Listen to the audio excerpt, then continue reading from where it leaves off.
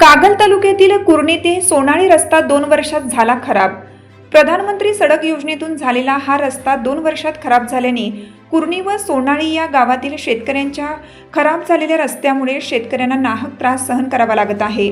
त्या रस्त्यावरचे पाणी पूर्णपणे शेतामध्ये येत असल्याने शेतकऱ्यांच्या मधून नाराजी व्यक्त होत आहे।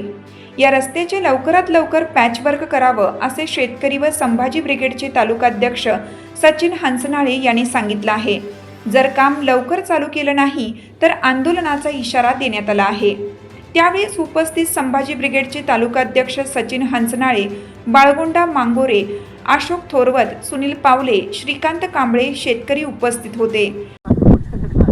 सदर रस्ता यो नियोजित नकाशाप्रमाणे झालेला नाही आणि कंत्राटदाराने आपल्या सोयीनुसार तो रस्ता केलेला आहे आणि सदर रस्त्याची देखभाल व्यवस्थित होत नाही आणि पावसामुळे रस्ता खाचत चाललेला आहे आणि माझ्या जमिनीचं फार नुकसान होणार आहे। तरी ताबडतोब त्या कंत्राटदाराने त्या रस्त्याची देखभाल करून योग्य ते मार्गाने पाणीचा बंदोबस्त करून देखभाल करून पूर्णतः करणे, नाहीतर त्या कंत्राटदारावर कायदेशीर कारवाई करा किंवा ठेकेदाराची चौकशी करून सदर ठेकेदारावर काळ्या याच्यात रेषेमध्ये त्यांचं नाव नोंद करा आणि शेतकऱ्यांनी बचाव करा तुम्ही।